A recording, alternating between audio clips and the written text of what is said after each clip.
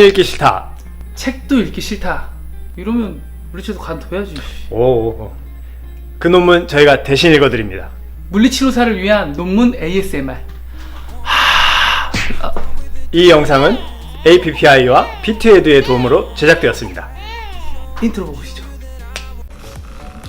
구독, 좋아요. 깜짝이야.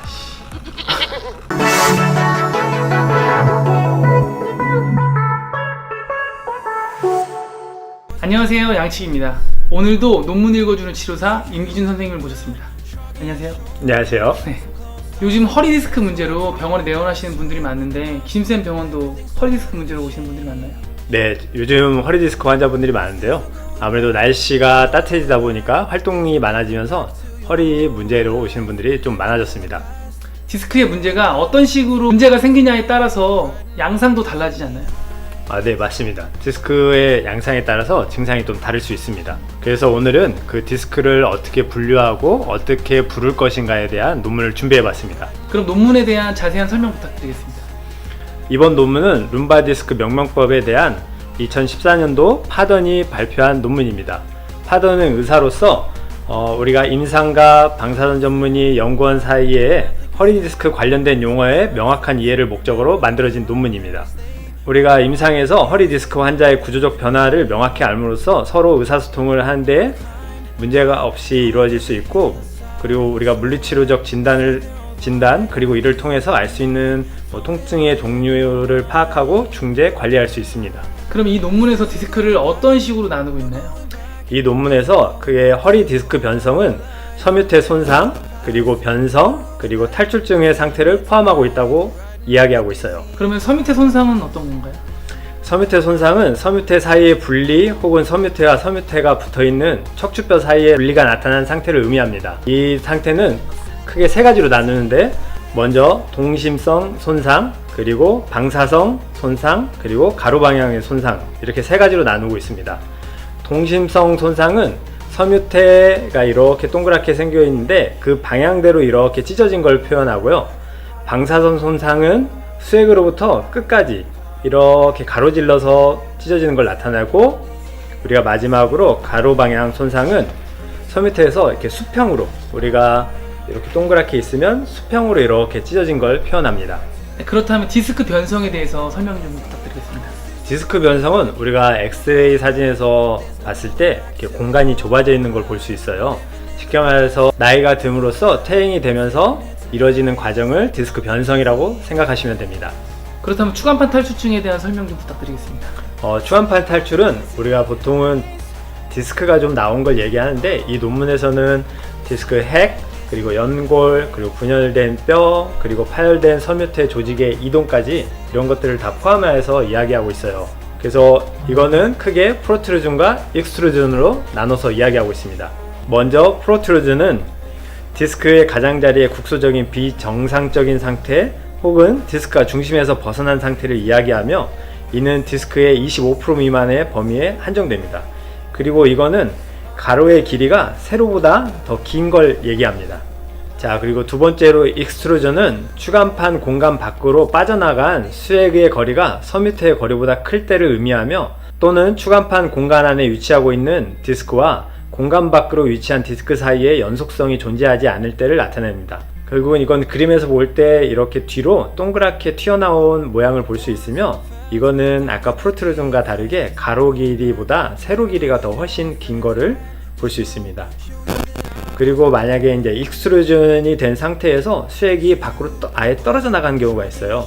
이런 경우 연속성이 완전히 소실되었을 때 시큐스트레이션이라고 명명됩니다. 그렇다면 제가 알기로는 벌징 디스크라는 단어를 쓰는데 그것과는 좀 다른 건가요? 보통 벌징 아니면 프롤롭스 이런 단어를 많이 쓰는데, 이 저자는 그런 단어보다는 여기서 얘기한 단어가 조금 더 적합한 단어라고 보여지기 때문에 이 단어를 써야 한다고 말하고 있습니다. 이게 그러니까 그러니까 이런 용어들의 약속이겠네요. 네, 그렇죠. 그래서 서로 우리가 예를 들어 의사 선생님과 저희와의 의사소통을 할 때도 통일된 언어를 쓸 수 있고, 환자분들과도 통일된 언어를 쓸 수 있고, 그리고 이 치료사와 이 치료사 간에도 통일된 언어를 쓸 수 있기 때문에 훨씬 더 우리가 얘기할 때 더 소통이 잘 될 수 있습니다.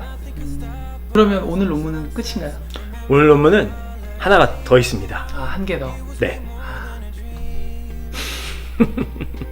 두 번째 논문은 허리 통증에 관한 용어의 정의입니다. 허리 통증에 대한 용어 정의 설명해 주세요. 이 논문은 2009년 버그덕이 발표한 논문인데 On the definition and physiology of back pain, reported pain, and radicular pain. 우리가 허리 통증을 얘기할 때 여기 방사통이에요, 다리가 저려요, 이런 통증을 나타내는 용어들에 대한 정의입니다. 그럼 노시셉티브 백페인에 대한 설명부터 먼저 부탁드리겠습니다. 노시셉티브 백페인은 허리 구조물이 유해한 자극을 받아 나타나는 통증을 말합니다. 이런 구조물들은 예를 들어 우리가 머슬, 그리고 파셋, 그리고 SI 조인트 이런 것들이 있는데, 공통적인 통증의 특징은 약간 묵직하고 그리고 약간 쑤시고 이런 통증을 호소합니다. 그래서 만약에 환자분들이 이런 통증을 호소하셨다면 노시셉티브 백페인일 거라는 가정을 하시면 됩니다. 그럼 소마틱 레퍼드 페인에 대한 설명 좀 부탁드리겠습니다. 소마틱 레퍼드 페인은 체성 조직에서 연관통이 나타나는 것을 뜻하는데, 이 연관통은 하지 쪽으로 퍼지고 유해한 자극을 받은 부위가 아니라 다른 부위에서 통증을 나타내는 것의 특징입니다. 이것은 디스크, 파셋, 그리고 SI 조인트와 같은 척추 구조물의 유해한 자극에 의해서 나타나고, 대체로 원위 부위의 같은 분절 신경지배 Same Segment Innervation을 공유하는 부위에서 연관통이 느껴집니다.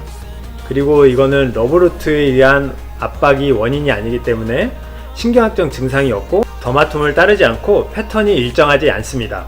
그래서 이 소마틱 레퍼드 페인의 주요 특징은 환자분들이 묵직하고 이렇게 쑤시는 통증을 호소하고, 그리고 약간 지속적인 불편함을 호소합니다.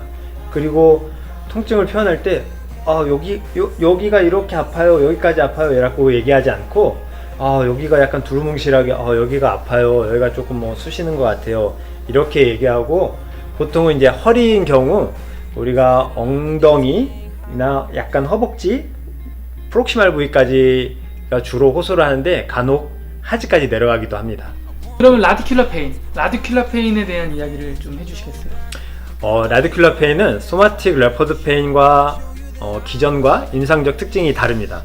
라디큘러 페인은 러브루트를 자극을 하기 때문에 일반적으로 우리가 앞서 얘기한 논문에서 디스크 헤르니에이션, 그러니까 디스크 프로투전 아니면 익스트루전이 직접적인 원인이 됩니다. 그래서 신경을 직접적으로 누르기 때문에 통증이 쥐어짜고 당겨지는 느낌, 이런 것들이 특징이고, 주 특징은 불편함을 호소하는 게 보통 2인치에서 3인치, 한 요정도 5cm에서 한 7cm 정도 간격 넓이로 쭉 이렇게 내려가는 게 특징입니다. 그 부위가 뭔가 전기가 통하는 것 같아요 이렇게 호소하는 게 주 특징입니다. 그럼 마지막으로 라디큘러 패시에 대해서 이야기 부탁드리겠습니다. 라디큘러 패시는 스파이널 러브 또는 스파이널 루트를 따라서 전도가 차단된 신경학적 상태를 말합니다. 그래서 우리가 보통 얘기할 수 있는 게 여기 감각이 무뎌질 수도 있고, 때로는 근력이 갑자기 발목을 올리는 힘이 떨어진다든지, 아니면 우리가 보통 파텔라 텐던 리플렉스 반사를 하죠. 그런 것들이 약화가 일어날 수 있습니다. 그리고 라디큘러 패스는 보통 라디큘러 페인하고 같이 나타날 수도 있고 아니면 따로 나타날 수도 있고, 그렇기 때문에 우리가 만약에 라디큘러 패스의 증상이 있다면 더마톰, 마이오톰, 그리고 리플렉스를 통해서 그 해당되는 분절을 찾을 수 있습니다. 그러면 우리가 이 논문을 보고 임상적으로 어떤 부분을 좀 중요하게 생각해야 되나요? 우리가 가장 많이 혼동하기 쉬운 게 소마틱 레퍼드 페인과 라디큘러 페인, 이 두 가지를 굉장히 혼동을 하기가 쉽습니다. 그래서 이 두 가지는 원래 이 논문에서 말하고자 하는 기전이 다르기 때문에 우리가 확실히 구별을 하셔야 합니다. 그래야 치료를 하시는 방법이 다를 수도 있고, 환자에게 잘못된 진단을 내리고 치료 방법이 달라지지 않도록 주의를 해야 합니다. 라디큘러 페인과 소마틱 레퍼드 페인은 호소하는 증상이 다르기 때문에 그것을 주의 깊게 듣고, 보통 소마틱 레퍼드 페인 같은 경우 저희가 문진을 할 때 약간 쑤시고 뭔가 묵직한 느낌이 나고, 하지만 부위가 명확하지 않고 이렇게 얘기를 하시면 이건 소마틱 레퍼드 페인일 가능성이 있구나 라고 생각하시면 되시고, 만약에 이게 다리라고 했을 경우 라디큘라 페인 같은 경우는 환자분이 이렇게 쭉 타고 내려오는 전기가 흐르는 듯한 느낌, 뭔가 날카로운 느낌 이런 걸 호소하실 거예요. 그러면 이걸 통해서 우리가 라디큘라 페인의 가능성이 있구나, 라디큘라 페인의 원인은 디스크에 문제가 있을 가능성이 있구나 라고 생각하시면 됩니다. 오늘도 좋은 논문 들고 와주신 임기준 선생님께 감사드리면서 용어의 정의가 사실 굉장히 중요하잖아요. 네, 맞습니다. 우리가 서로 의사소통을 하기 위해서는 용어의 정의가 굉장히 중요합니다. 그리고 통일된 용어를 써야겠다는 약속이 있어야 서로 의사소통을 할 때 큰 무리가 없습니다. 그래서 이 용어를 많이 사용해 주시면 좋을 것 같습니다. 그럼 다음 시간에 더 좋은 논문으로 찾아뵙도록 하겠습니다. 안녕!